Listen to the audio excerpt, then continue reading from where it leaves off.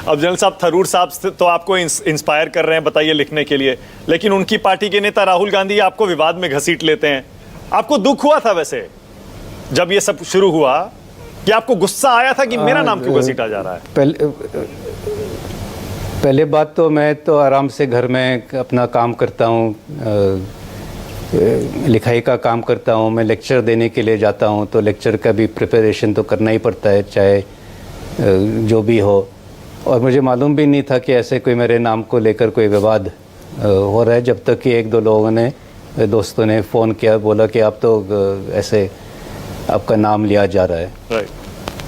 तो मेरा तो यही कहना है कि ये विवाद, इससे मेरा कोई मतलब ताल्लुकात नहीं है, ना मैंने ये शुरू किया है, ना मैं इसके ऊपर इन्वॉल्व होना चाहता हूँ। मतलब आपको इसने बिल्कुल अफेक्ट नहीं किया जनरल साहब? कभी आपने सोचा नहीं क्यों हुआ, कभी दुख हुआ या गुस्सा आया या कोई इमोशन तो आया होगा? नहीं, मुझे नहीं मुझे कोई, आप पूछते हो ना कि आप, जो लोग मुझे जानते हैं उनको मालूम है कि मैं कभी उलझन में नहीं पड़ता हूँ। जो भी चीज़ें मेरे सामने आती है वो बड़े आराम से झेल लेता हूँ। राइट। तो ये कोई ऐसे मुझे नहीं लगा कि कोई ऐसी चीज़ है जिसके ऊपर मैं अपनी नींद खोऊं या अपना कामकाज बदली करूं।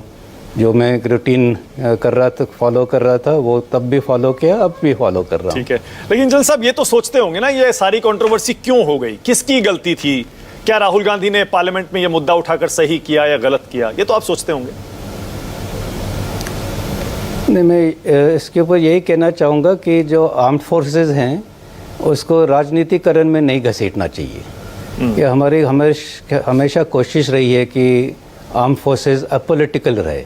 राइट। तो अगर आर्म्ड फोर्सेस को अपोलिटिकल रहना है तो ये सबकी जिम्मेदारी बनती है कि ये, और यही हमारी शक्ति है। अगर आप देखो, जो अपने पड़ोसी देश है और हमारे देश को देखो, तो हमारी शक्ति और ताकत यही है कि हमारी सेना जो है वो पॉलिटिक्स में नहीं घुसती है। तो अगर हमें ये बरकरार रखना है तो ये सभी लोगों को इसके ऊपर ध्यान देना पड़ेगा। बिल्कुल सही कह रहे हैं सर। लेकिन जनरल साहब, बहुत सारे लोग ये कह रहे हैं कि आपने वो जो शब्द लिखे अपनी किताब में, दे वर ओपन टू इंटरप्रिटेशन, और इसीलिए शायद एक पक्ष ने उसका दूसरा इंटरप्रिटेशन किया और एक पक्ष ने उसका दूसरा इंटरप्रिटेशन किया। आप भी ऐसा मानते हैं कि अगर आपको दोबारा मौका मिलता लिखने का तो आप शायद और क्लैरिटी से उसको लिखते ताकि ये कंट्रोवर्सी नहीं होती?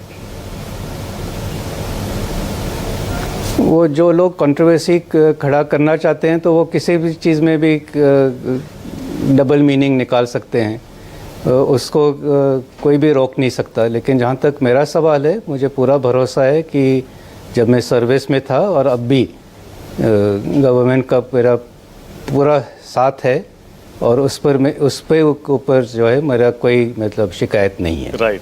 लेकिन जनरल साहब, इतना टाइम हो गया, आपकी किताब को अप्रूवल नहीं मिल रहा है, और बहुत सारे लोग ये भी कह रहे हैं कि आपने समय से ये बुक जो है अप्रूवल के लिए भेजी नहीं। मैं कहीं आपको पढ़ रहा था, आपने कहा कि उस समय इस तरह के रूल्स भी नहीं बने हुए थे, there was an absence of such rules and guidelines.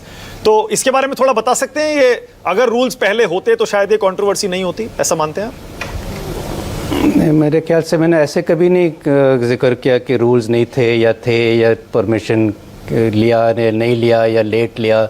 ऐसे मैंने कभी कोई टिप्पणी नहीं की है। अच्छा। लेकिन मेरा काम था वो किताब लिखना और पब्लिशर को मैन्युस्क्रिप्ट देना।